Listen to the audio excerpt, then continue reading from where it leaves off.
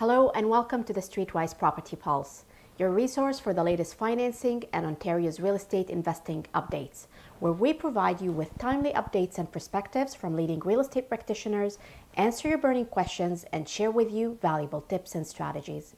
This is Dalia Barsoum from Streetwise Mortgages, and in this four-part series, we will discuss your best fuel for growing your real estate portfolio: equity in existing properties. Why is equity your best fuel versus, let's say, savings or joint venture capital? Well, for a couple of reasons. Number one, equity is cheaper than any other source of capital, especially given the current rate environment we're in. Number two, equity has been accumulating at a fast pace across many markets in Ontario. Therefore, the time and energy involved in accumulating it is significantly less than trying to save yourself or even raise money from other joint venture partners. And number three, with equity, you can have your cake and eat it too. You own all of the cash flow, all of the upside, and all of the mortgage paid down 100%, and you do not need to split any of these returns with others. So, what are the different ways to access equity in your properties? And what are the pros and cons? And most importantly, what is the best way to go about it? There are four strategies to access equity to invest.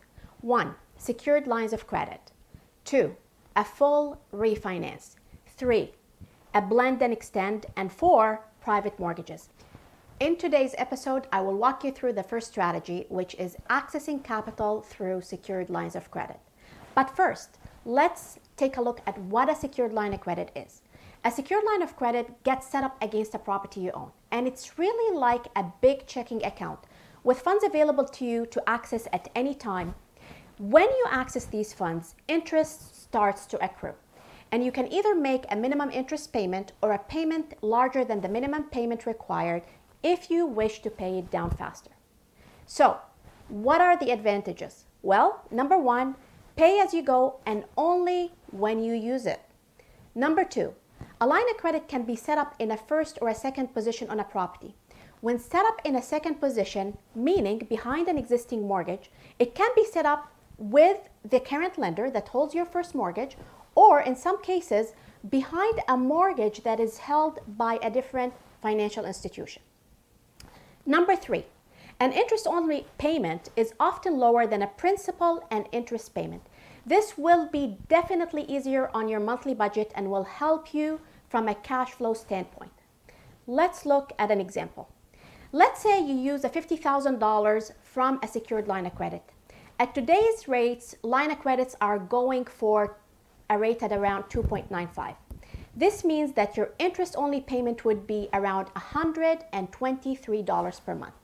If instead you were to set up this $50,000 as a mortgage, say at a rate of 2%, your monthly principal and interest payment would be at about $185 a month. That is an extra $62 per month. So, if you're an investor, you can use the line of credit for down payment. Pay the interest-only payment until you stabilize the cash flow from your rental property, and then at that point, you can convert the line of credit to a mortgage and make a higher principal and interest payment when your property can afford it. Another advantage is flexibility. So aside from paying interest-only payment or principal and interest payment, some line of credits also allow you to roll them into a mortgage at any point in time.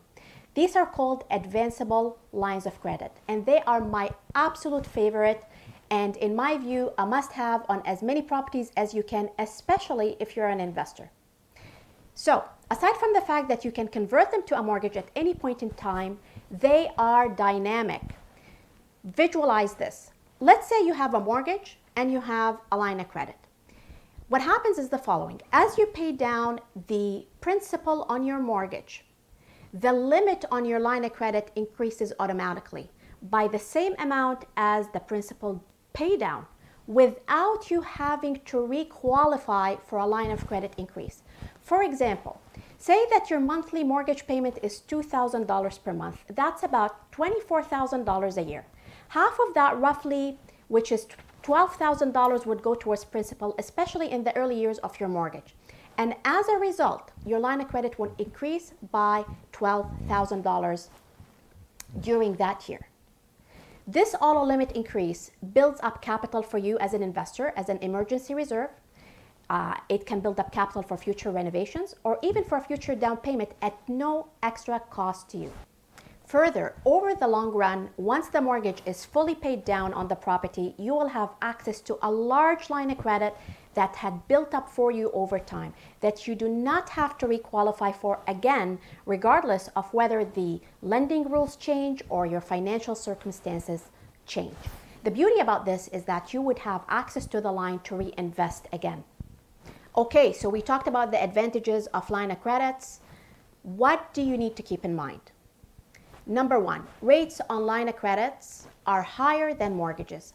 They are often priced at prime plus versus variable rate mortgages at prime minus.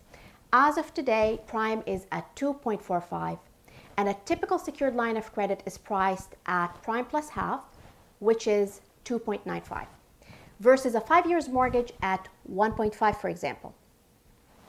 A second thing that you need to keep in mind is if you have a property with no mortgage and you're setting up a secured line of credit only, the maximum you can access with a bank is 65% of the value versus the 80% of the value that you can typically access if you qualify through a straight mortgage. Another thing is that you still have to qualify for a secured line of credit. The qualification process and the rules are the same as qualifying for a mortgage. Some clients think that they can automatically ask and get approved for a secured line of credit if they have a lot of equity, but that is not correct. You must qualify. As an investor, setting up an advanceable line of credit when you are able to versus when you really need it will serve you really well in the long run, as you can then jump very quickly on any opportunities that come your way and also have a cushion for a rainy day or for a future renovation without incurring any monthly costs. To explore your options for setting up equity using an advanceable line of credit, feel free to reach out to one of our amazing income property mortgage advisors through our website or through emailing us at info@streetwisemortgages.com. That's it for today. To get notified of our new episodes, please subscribe and hit the bell button. I will see you on the next episode.